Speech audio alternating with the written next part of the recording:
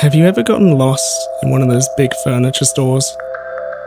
Well, I've been stuck in this one for days. One of the scariest and concerning things for people who are waiting on this upcoming game has happened, and rather one of the weirdest things for people actually working on this game has happened. They are being threatened to be sued, and not by some random guy, but an actual multi-trillion-dollar company that is just looking for trouble right now. The bigger problem, if the game developer doesn't make the changes that this company wants in the next coming days at the time of this video, it might be the end of it. Even the developer himself doesn't know what to do with this and how to solve this pretty big problem that is literally messing with the core features of the experience. But it needs to be solved and fast because its future is in danger as we speak. Let's get into it. There's a new upcoming game that I have been covering quite a lot in the past that is called The Store is Closed. It is a survival horror game taking place in an endless open world furniture store that can be played either in single player or multiplayer, and is inspired by an SCP horror story.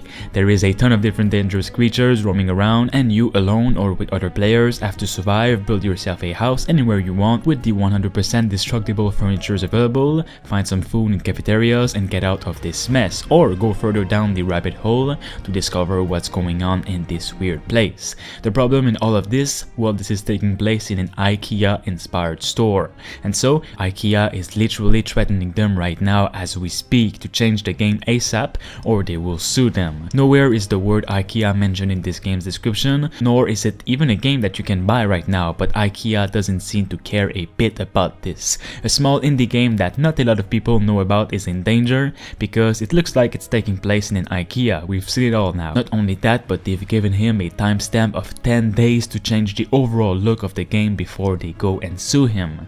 The Swedish firm have given developer Jacob Shaw just 10 days to change the game and remove all indicia associated with the famous IKEA store. Big problem with this, IKEA wants this developer to remove everything that looks like IKEA, and since this game is taking place in an IKEA inspired store, that means removing almost everything. Here's a statement from IKEA itself. Your game uses a blue and yellow sign with a Scandinavian name on the store, also a blue box-like building, yellow vertical stip shirts identical to those worn by IKEA personnel, a gray path on the floor, furniture that looks like IKEA furniture, and product signage that looks like IKEA signage. All the foregoing immediately suggests that the game takes place in an IKEA store. Oh my god, they are literally looking for trouble with this and looking at problems that aren't really there, and is such a bad move on their part. To prove this, the developer gave Kotaku access to an early alpha build of the game, during which the blue box-like building and the blue and yellow sign appear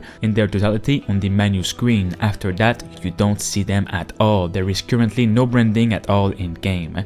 The dev also states that he bought all of these in-game furnitures through a generic furniture asset packs on the engine store, which means everyone creating a game can have access to it. So that means IKEA can sue everyone that has furniture in their game. It's like they want to put copyrights on furnitures or something like that. IKEA was able to find this game also through gaming articles comparing the game itself to IKEA, not because the developer intended it to be, but because of these gaming articles. The lawyers of IKEA then tell the developer, you can of course easily make a video game set in a furniture store that does not look like or suggest an IKEA store. They go on to say you can easily make changes to your game to avoid these problems, especially since you do not plan to release the game until 2024. Man, it's like these lawyers are being troublemakers on purpose and act like they know what game development is, but they really don't, and it's causing this dev a lot of problems. The sad thing about all of this is the game just had a successful Kickstarter campaign, and the dev was able to gain $10,000 from supporters, which is awesome, but now he's gonna have to change the whole game, which will cost him a bit, and according to him, he won't be able to win against IKEA, definitely, because he just asked $10,000 for the development of this game, while IKEA is a multi-trillion-dollar company.